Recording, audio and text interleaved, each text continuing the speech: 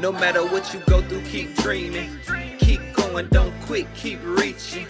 You can be the best you wanna be, gotta believe it. Keep the faith, the mustard seed is all needed.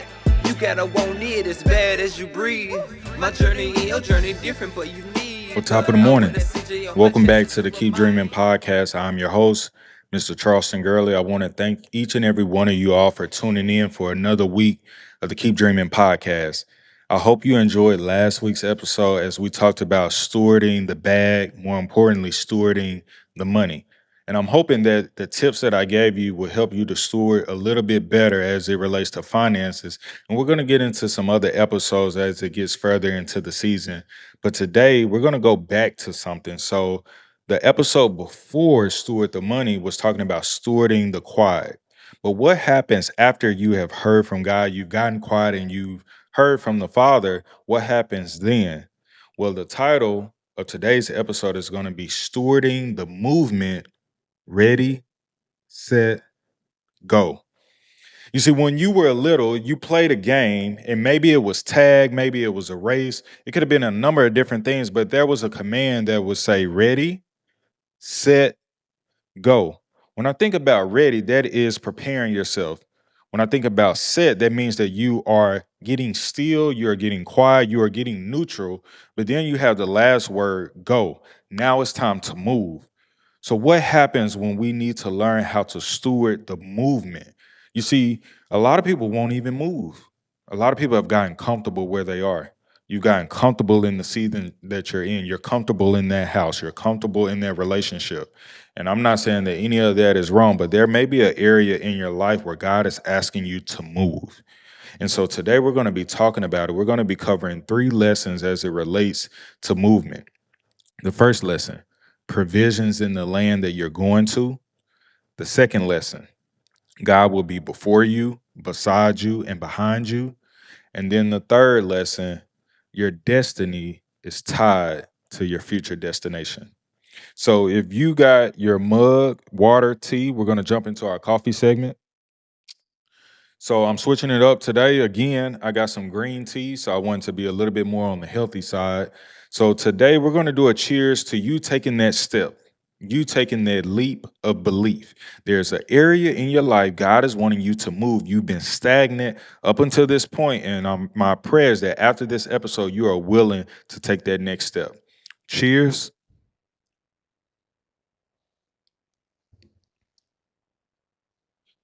Now let's jump back into today's episode. So again, the meaning of stewardship means that we steward everything that we are responsible for. But there will come a moment where you are responsible for taking that next step. But for a lot of us, we've gotten comfortable in our lives. We've gotten comfortable where we currently are, but we can't stay there. Going back to the Bible, the Israelites, they were in Egypt, and to a certain extent, even though that they were uncomfortable, they learned how to become comfortable. But God had bigger plans for them, and He wanted them to move. He wanted to take them on a journey to a new destination. But how many times are we afraid to go to the next place? How many times are we afraid to take that next step? Maybe because we don't know what's on the other side. Maybe because we haven't planned it out and it's not going according to our plan. But there's a scripture that I want to read that's going to be our founding scripture for today's episode. And that is coming out of Matthew chapter 9, verse 37. And this is coming from the NLT version where it says, He said to His disciples, the harvest is great, but the workers are few. I'm going to read that one more time. He said to His disciples, the harvest is great, but the workers are few. Now, I know a lot of us are familiar with the King James version where it says the harvest is plentiful, but the laborers are few. A lot of us aren't willing to be a laborer. We want the harvest, but we aren't willing to take that step as it relates to being a laborer. And maybe there's a new destination that God is trying to take you, but you've been so comfortable where you are. And that can come from fear, that can come from anxiety, that can come from maybe you feeling like there's a lack of resources that you need. And so we hesitate. We do this thing called procrastination where we procrastinate, we hold back, we give ourselves excuses. But excuses, they don't amount to anything. Let me say that one more time. The excuses that you are making for your life, they don't amount to anything. One of the wealthiest places in the world, and I've said this before, is the graveyard, because so many people die or pass away without being willing to take that step. But you owe it to yourself to take that step. You owe it to God to take that next step. But I want to encourage you as well as get on to you just a little bit. And that goes to our first lesson. There are provisions in the land. Wherever God is taking you, wherever He's leading you, you have to trust and know that there's already provisions. But before we even get to the provisions, we need to understand that movement is the key to unlocking light. Movement is the key to unlocking everything. If I go back to Genesis 1, in the beginning, it talks about how darkness was on the face of the earth and the Spirit of God moved. I'm going to say that again. Darkness was on the face of the earth and the Spirit of God moved. And when He moved, then He said, "Let there be light." So, if you are experiencing a form of darkness and it's keeping you from being willing to take that next step, the key to unlocking the light for their dark areas for you to move however God is telling you to move. Once you move, now it unlocks the capability for light to come in to show you the path for you to take. Remember, we talked about there's a right path, there's a wrong path, but then there's the best path. But in order to unlock that, you got to be able to move. Now, once you move, then we get into lesson 1 where it talks about provisions in the land. If you go back to Genesis, God created everything before He created man. And I was sitting with God one day and I was asking Him, why didn't He create us first? Why did He create everything else? And the reason being is because He provided everything that we needed before we entered into the land, before Adam entered into the garden. So if we understand that concept, if He's leading you somewhere, you have to trust and know that there are provisions already there. Now, what do I mean by provisions? Because a lot of times we get this confused. When we think about provisions, we think about fruit. Think about a tree. And let's say there's an apple tree, there will be apples on that tree. This is a tree that bears apples, and that's the fruit. Those are the provisions in that place. But one thing that we have to switch is our perspective and our mindset. A lot of times we are afraid to take that next step because we relate fruit to finances. And I've had to learn, even for myself, that fruit is not necessarily finances. Fruit can be a lot of different things, which relates to provisions being a lot of different things. It could be provisions with somebody being willing and able to help you. It could be provision by somebody being able to give you something or somebody providing something for you. It doesn't have to be anything related to money. I remember in this past season of my life, I was struggling with provisions. The God had told me that He would provide, but see, I was looking at provisions as a form of money. And what I didn't realize is that a lot of time provision can be related to a lot of different things. So I was going around and I was speaking to different groups. I was doing speaking engagements, but I was not getting paid. And I started to get frustrated because I'm like, okay, God, I'm willing to move, but I'm not seeing the provisions. More importantly, I'm not seeing the fruit. And I remember one night my girlfriend, she asked me, "What fruit are you receiving?" And I took a step back and I thought about it. And I realized that after each speaking engagement, I had 2 or 3 people that would come up to me and tell me how much I impacted their lives by the speeches and the keynotes that I had given. And what I didn't realize in that moment, I was associating fruit with finances, but there was fruit in the land. There were provisions, but I had to open my mind to understand all of the fruit that God was providing. It's not just finances. Sometimes it can be impact. Sometimes it could be you inspiring somebody. Sometimes it could be somebody just simply helping you. Somebody, let's just say you're looking for money to provide to eat, but somebody could just come and give you food. Those are provisions. So when we think about unlocking movement, being willing and able to go forward, the harvest is plentiful, but the harvest is not simply money. The harvest can be a plethora of different things, whatever God decides, but you have got to move. So the very first lesson that we're going to cover is there are provisions in the land. Wherever God is taking you, there's already fruit. Now, it may not be the fruit that you want, but it's the fruit that you need. Let's say that one more time. The provisions in the land, it may not be fruit that you want, but it's fruit that you need. But let's just say you're on your path, you're on your journey, and you start to experience a lack. That's an opportunity for you to, again, ask God, God, where's the fruit? God, I'm not seeing anything. God, I'm not experiencing anything. I'm doing what you told me to do. I was willing to take that leap of belief. I was willing to take that leap of faith. Where are the provisions? And then we learned in the previous episode how to get quiet. So when we get quiet, then he can come to us and say, the provisions are here. The provisions are here. The answers to your problems are here. The answer to this scenario is here. The answer to this battle is here. So being willing and able to ask God, if you ever feel like there's a sense of lack on your movement, ask him, where are the provisions? Because the provisions exist, but you got to ask him for it. So that's going to be the first lesson. The second lesson that we're going to cover is God will be before you, beside you, and behind you. We're going to go back to the Bible. We're going to go to Psalm 23, a famous passage, and we're just going to read a couple verses where it says, the Lord is my shepherd, I shall not want. He maketh me to lie down in green pastures. He leadeth me beside the still waters. He restoreth my soul. He leadeth me in the path of righteousness for his name's sake. Yea, though I walk through the valley of the shadow of death, I will fear no evil. Thy rod and thy staff, they comfort me. Thou preparest a table before me in the presence of my enemies. Thou anointest my head with oil. My cup runneth over. Surely goodness and mercy shall follow me all the days of my life, and I will dwell in the house of the Lord forever. On your journey, when you unlock movement, if you ever need a comforting passage, Psalm 23 will be there for you. But I'm going to give you an example of what it means, God before you, God beside you, God behind you. When God goes before you, think about the Israelites when they crossed the Red Sea. When God parted the sea, God was going before them. He was in front of them. And so he provided the passage. He provided the pathway. So when you think about movement, allow God to go before you to unlock which path you need to take. Now, as you go, you need comfort because you've never been there before. The Israelites had never been to the promised land. You have never been to your future. So not only do you need God to provide and lead the way, be your shepherd, you need him to comfort you along the way because it's going to get dark. It's going to be uncomfortable. You've never been there before, but grace and mercy, as scripture says, shall follow you. So God is also beside you. But if I had to give another depiction, going back to Lion King, when Simba ran off, he ran off to a place where he did not belong, but it did not mean that God had left his presence. In that movie, grace and mercy was in the form of Timon and Pumbaa. God will place certain people in your life that will walk beside you in the journey, that will walk beside you along the journey. So fear not, you're not alone, you're not by yourself. God is providing grace and mercy. He is providing people beside you. But then the last, he will be behind you. After the Israelites had crossed over, the Egyptians tried to follow behind them. The enemy tried to follow behind them, and God closed the waters and they drowned. So you can trust that the enemy that is behind you will not make it to the new place. As long as you go forward, as long as you are following the shepherd and allowing grace and mercy to accompany you along the way.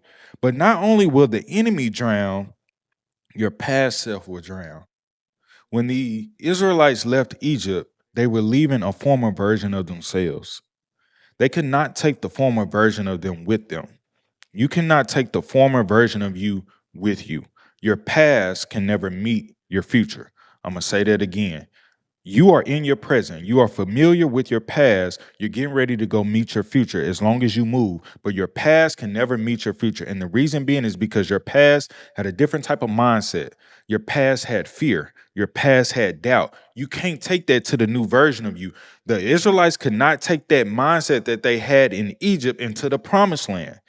God had to break that mindset. So on your journey, not only is he being behind you to protect you from the enemy, but he's behind you protecting you from your former self because you are going to a future version. You are going to a newer version, but you got to trust it and you got to be willing and able to go.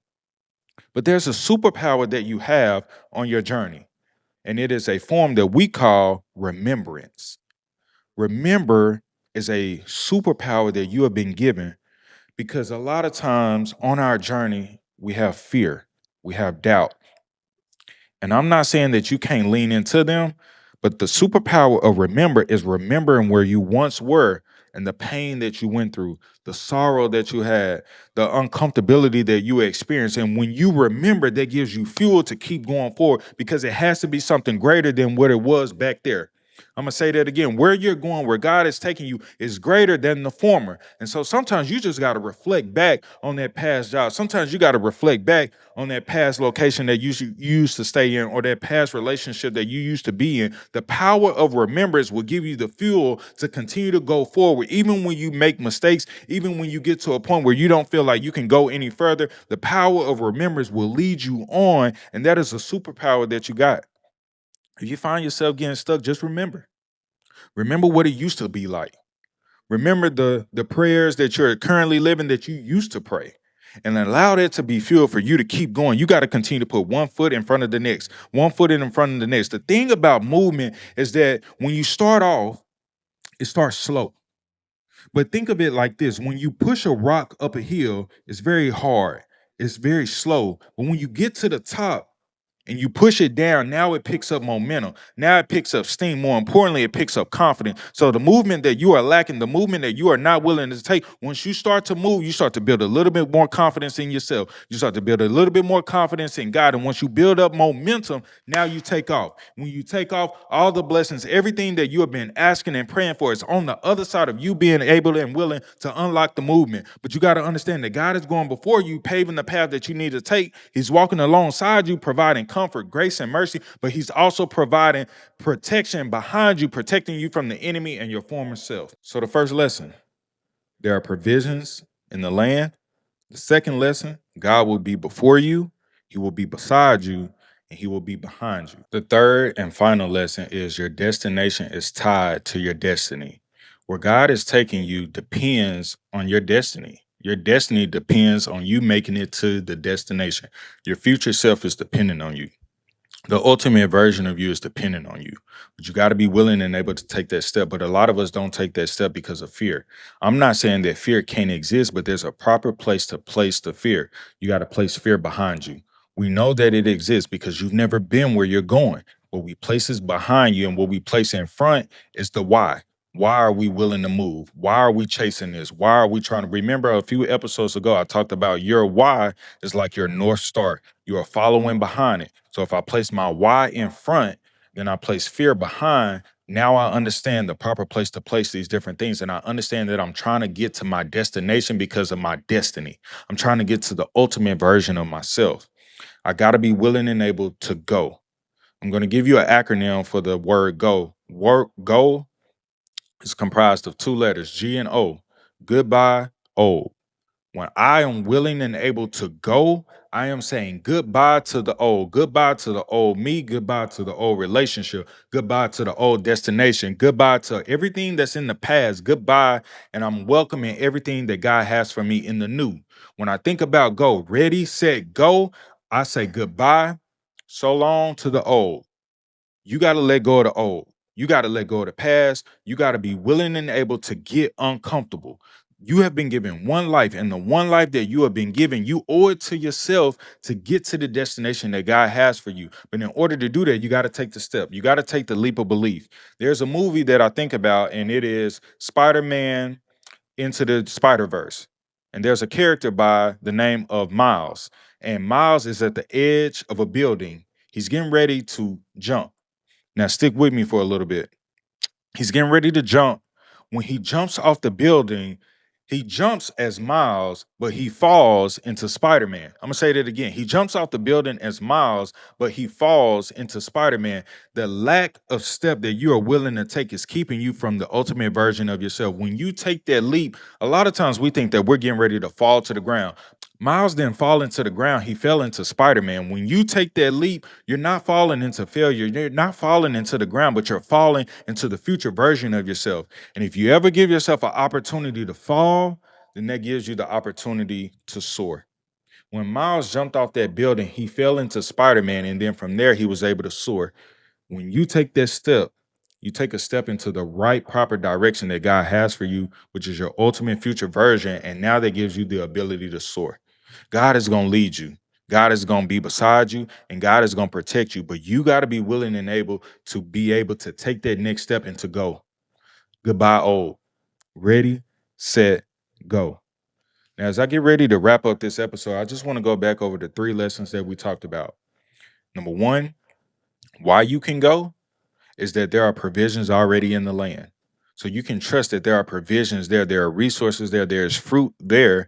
So now you can trust as you get ready to take that step. The second lesson, God will be before you, God will be beside you, and God will be behind you. He's protecting you all around. So nothing, the weapons may form, but they won't prosper. So that's going to be the second lesson. And the third lesson is that your destination is tied to your destiny. Where you're going is to the future, the ultimate version of yourself. But maybe somewhere along the journey, you ask, what if God leads me? Or maybe you're on your journey now and you're not hearing from God. You're not feeling his presence. I want to give you a depiction of something right now. I don't have any kids, but I know a lot of us can sympathize with this visual.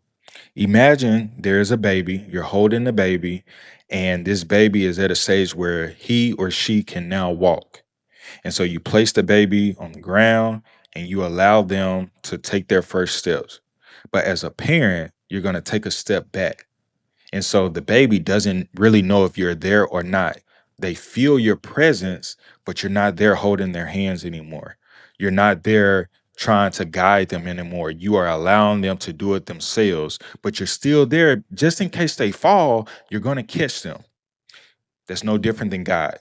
Sometimes God takes a step back on our journey because he knows what we are capable of. The problem is that sometimes we are reluctant of what we're capable of. But I want to let you know that if he takes a step back, it's because he trusts you. He trusts the next step that you are about to take. He trusts the next movement that you are about to make. And if you think back on the parents, on the visual that I just gave, majority of the time, the parent is standing behind their child, smiling, proud, happy. God is behind you. He hasn't left you. He's sitting right there smiling, waiting for you to take that step because he knows that you can make that step. He knows that you can make it to that destination. He knows that it's time for you to stop crawling and it's time for you to stop walking. He knows it, but the better question is, what do you know? What do you believe? Are you willing to say goodbye old, hello new? Are you willing to say goodbye to everything that I've already experienced and I'm welcoming everything new that God has for me? I remember what happened. I'm not going to necessarily forget, but I'm going to allow what I remember to fuel me to take that next step. But I know that even if I begin to stumble, he won't let me fall. I'm going to say that again. Even if I begin to stumble, the God behind me won't let me fall. But he's a proud parent trusting you to take that next step. I hope and pray that this episode was beneficial to you. Again, this season has been about stewarding over the process, and this episode was talking about stewarding over the movement. You have got to be willing to take that next step. Ready, set, go. If you feel like this episode was helpful for you, I wanted you to send it to somebody. Make sure you like, share, and subscribe. Make sure you go to the comment section and join the Keep Dreaming community. And I want to see you all back next week on the Keep Dreaming podcast. Again, thank you all for all the love, all the support. I pray that this is an amazing week for you, and I pray that this episode has given you some insight on how to take that next step. There are provisions in the land already. God is before you, beside you, and behind you, and your destination is paired by your destiny. As always, peace, love, keep dreaming. You gotta be able to dream again. After you accomplish that one dream, you owe it to yourself, you owe it to God, you owe it to your family to be able to do it again, to dream again. But when you dream again,